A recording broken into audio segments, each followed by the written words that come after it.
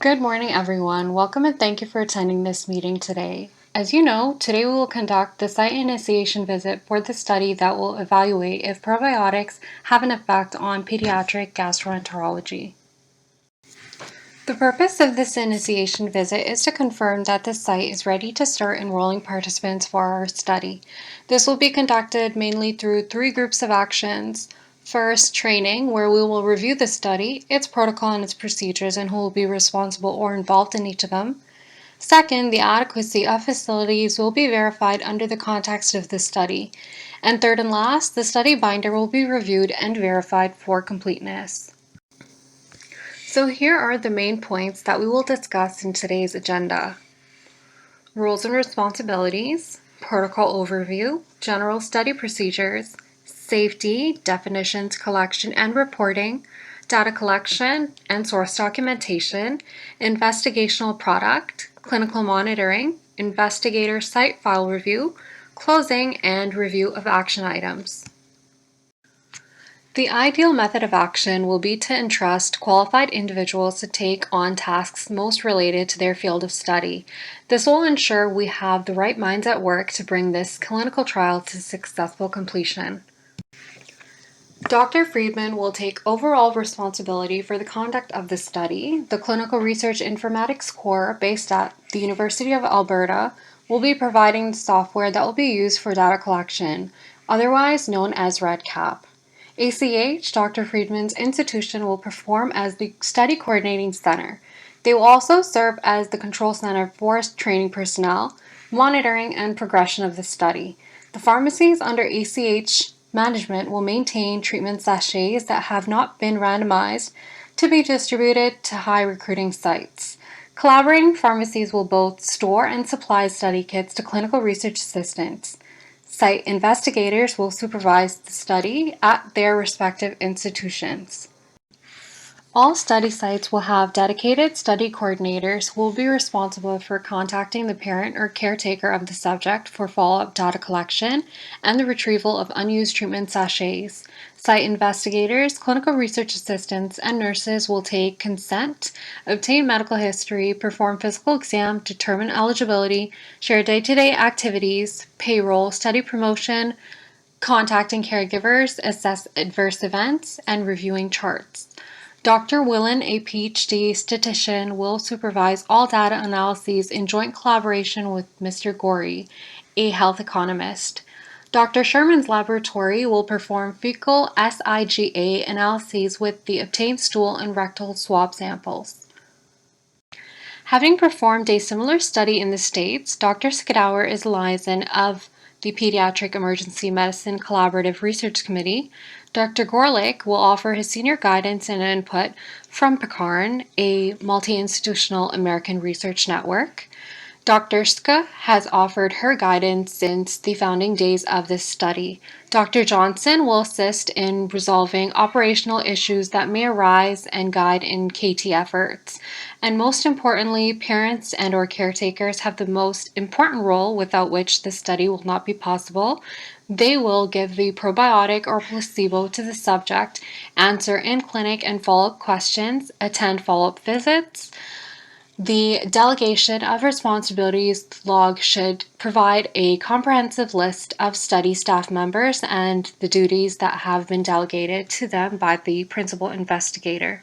In this section, we will discuss some key aspects of this study. This is a phase 3 study and it has been designed as randomized, placebo-controlled, and double-blinded. Participants will be randomized into 2 arms and intervention will occur in parallel. The main objective is to evaluate if the effect of a probiotic is decreasing the number of participants who develop moderate to severe disease. Secondary objectives include evaluating duration of diarrhea and vomiting, as well as number of unscheduled visits to the ER. The side effect profile that will be evaluated by collecting and assessing all adverse effects occurring, and the potential mechanism of action by quantifying the levels of secretory IgA in stool. In this study, we hope to recruit 886 children between 3 and 48 months of age that are presented to the emergency department of participating sites with symptoms of acute gastroenteritis. This goal will be statistically re-evaluated in an interim analysis conducted at 200 and 500 participants. There will be 5 sites in total participating across Canada. In these conditions, it has been estimated that we will require 3 AGE seasons to complete recruitment.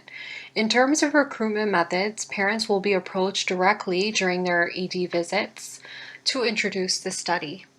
Key inclusion criteria include presence of more than 3 watery stools within 24 hours, vomiting or diarrhea lasting less than 72 hours, and age of participants between 3 and 48 months old. Exclusion criteria include conditions with higher risk of bacteremia in participants or family members, such as structural heart disease or immunosuppression, recent oral or gastrointestinal surgery, probiotic supplement consumption in the previous weeks, although foods that contain probiotics will be allowed, allergy to soy, and inability to complete the study procedures. In this section, we will discuss the general procedures of the study. The probiotic preparation is a powder that contains 2 bacterial strains, L. rhamnosus R0011 and L. helveticus R0052. The placebo and probiotic sachets will appear identical, including smell and weights. Contents of the sachet will be added to 30 ml of the child's preferred liquid 2 times a day. 5 extra sachets will be included in each kit to allow for repeat dosing if vomiting occurs within 15 minutes after administration. Quantitative bacterial culture of the investigational product will be done when the use of each batch of probiotic preparation is completed. Research assistants will collect demographic data and data on clinical characteristics and will complete trial interventions in the emergency department. To increase accuracy and reduce recall bias, parents and guardians will complete electronic and telephone follow-up surveys every 24 hours until vomiting and diarrhea will stop in the participant for 24 hours. Survey questions will be aimed at clinical symptoms, healthcare utilization, and adverse events during the previous 24 hours. During the 5th day, participants and guardians will report the adherence to the trial regimen and will return the unused sachets to be calculated. If 2 approaches to documentation of adherence differs, the sachet count will be used. Rectal swabs, stool specimens, or both will be obtained during the enrollment visits. Bacterial culture will be performed locally.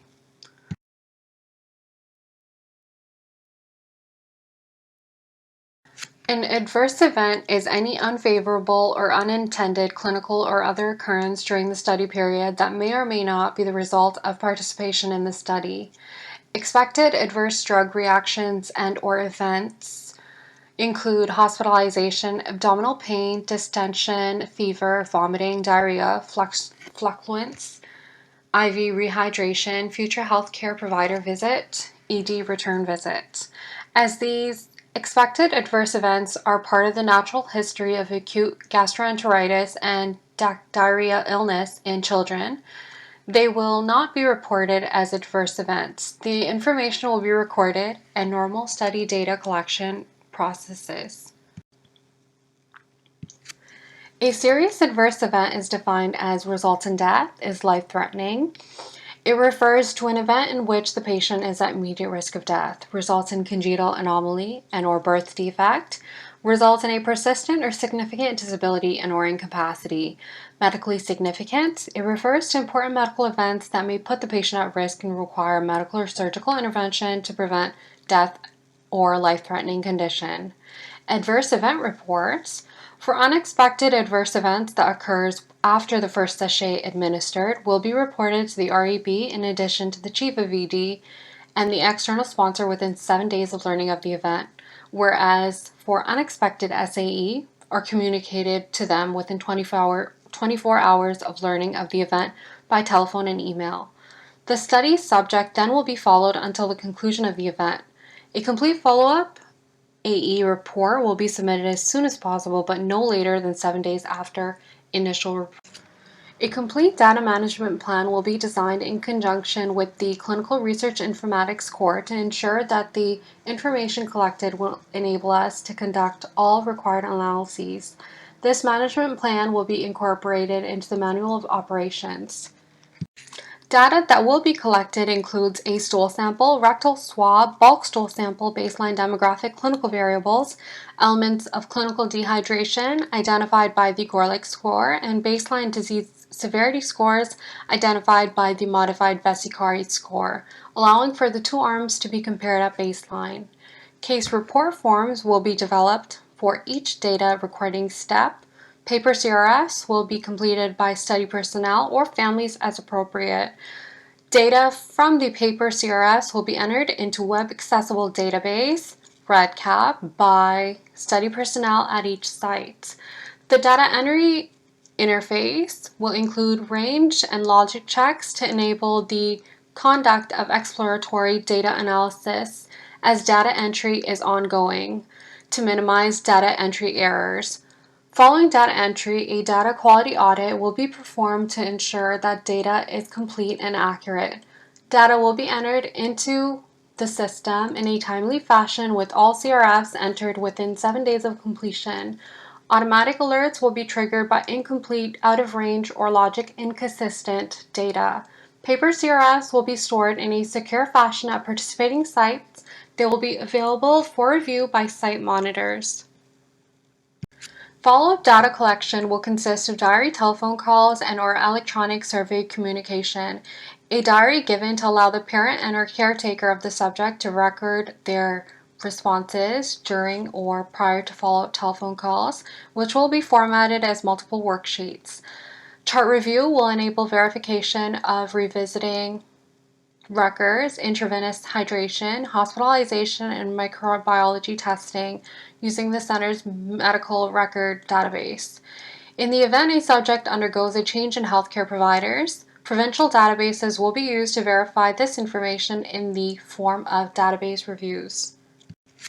Source documents are the original recording of any observations made or data generated about a subject during participation in a clinical trial. These documents serve to substantiate the integrity of the study data, confirm the recorded observations, and confirm the existence of the subjects. The medical record of the subject before, after, and during the clinical trial is a source document. It helps to confirm whether the individual is eligible for a clinical trial or not, and documents progress of the subject from consenting till completion of the given clinical trial. The WCHRI will serve as the central study data repository, and select members of research team will have access to the data. The CRIC, which is conducted under WCHRI, will provide data management software known as REDCap, which will be collected in adherence to GCP guidelines. Direct data input can be done on the database via tablet. The choice of electronic source documentation or paper source documentation will be given to participating clinical trial sites. Although all data collected will be required to be inputted onto the REDCap database following completion of the research. The study data will be stored for a minimum of 25 years.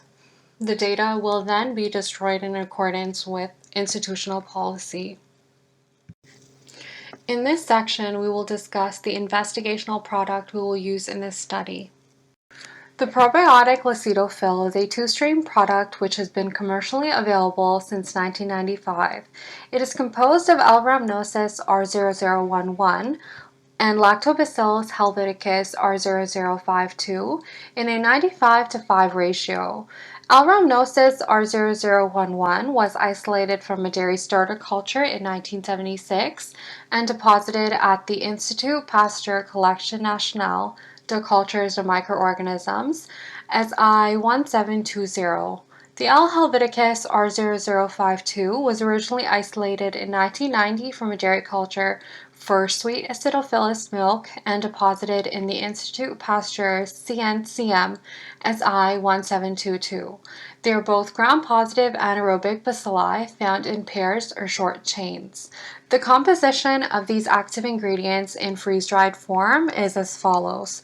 Lactobacillus rhamnosus R0011 is at 3.8 times 109 CFU per sachet. Lactobacillus helveticus R0052 is at 0.2 times 109 CFU per sachet. It is available in sachets with the total weight of all ingredients equal to 1 mg. Placebo sachets, which are also supplied by the manufacturer, contain only the non-medicinal excipients and are identical in appearance, smell, and weight to the active sachet.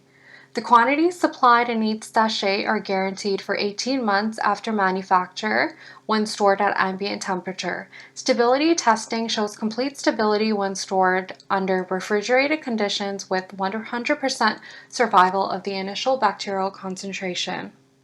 Here we will discuss how we monitor clinically during our study. Site monitoring will be conducted by the Clinical Research Project Manager to ensure that all regulatory requirements that are being met and to monitor the quality of the data collected. Sites will have a remote monitoring visit within 2 months of the start of the patient enrollment, during which patient forms and original source documents will be inspected. Additionally, each site will have an on-site visit at the end of the visit enrollment season. Essential document binders and case report files will be reviewed. 100% of informed consent documents, inclusion and or exclusion criteria, and serious adverse events will be reviewed. The first 10 subjects at the site will have 100% of the CRFs reviewed. Site monitors will assess and verify adequate patient accrual and review regulatory documents. Remote site monitoring will also be performed by the Clinical Research Project Manager to verify selected data elements. Remote monitoring reports will be distributed to the study investigators and coordinators. The documents will be retained in accordance with federal requirements. Before the trial formally starts, the following pieces of documentation must be on file. Investigator's brochure outlines scientific information about the investigational product. Study protocol, this includes the current protocol as well as any amendments and historical protocols. Informed consent documentation, which includes any information given to educate trial subject to provide well-informed consent to participate in the study, in addition to any other written pieces of information provided to support the consent, and if relevant, advertisements for recruitment used. Financial agreements, insurance agreements, signed agreements between involved parties would include any agreement an investigator has with a sponsor, CRO, and other authorities. IRB review and approval, regulatory authority approval of protocol. As the trial progresses, the following pieces of documentation should be updated as new information becomes available. This includes the IB, revisions to the protocol, informed consent form, and other trial-related documents, IRB review and approval of amendments and/or revisions, regulatory authority approval of amendments and/or revisions, curriculum vitae for any new personnel, revision to normal values and/or ranges of tests, additional shipping records for trial-related materials, relevant communication, this includes letters, meeting notes, and telephone call notes, signed consent forms, source documentation confirming the existence of the patient and validate study integrity, completed, signed, and date case report forms and corrections to CRFs, serious adverse event reports. At the conclusion phase of the trial, these final pieces of documentation should be added to file. Final investigational product accountability, verifying the drug has been used according to protocol, documentation of investigational product destruction, which would ensure unused drugs are destroyed if and only they are destroyed at the study site, the list of subject ID codes who have completed the study, a final report documenting the completion of the trial, and a clinical report including results and their interpretations in relation to the trial.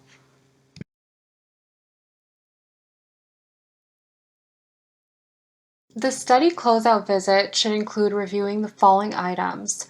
Final subject has completed all visits. Final site level quality management activities have been completed per site quality management plan as applicable. All site for all subjects have been entered in database and or CRFs. All AEs, SAEs, UPs have been entered, events resolved, follow-up completed, and documentation reconciled. Missing forms listed have been provided to the site study teams, and all missing forms have been entered into the clinical database or noted as not expected and reviewed by the CRA and study and or data management. Concomitant medications have been entered in the clinical database and reconciled with medical history forms and or AE forms as appropriate. Conform with DC that all queries, both auto and manual, are considered to have been resolved and are closed. Final interim monitoring visit conducted per approved clinical monitoring plan. All actions items identified during previous monitoring visits are addressed and resolved. Trial master file review completed by owner and ready for reconciliation by CRA at closeout visit, and notification provided by OCTOM and or provincial and or program official and or DIR clinical director that site is approved for closeout visit. That concludes today's presentation. Thank you for taking time out of your busy schedules to attend today's meeting. And if you found some topics require further clarification, you can bring them forward now.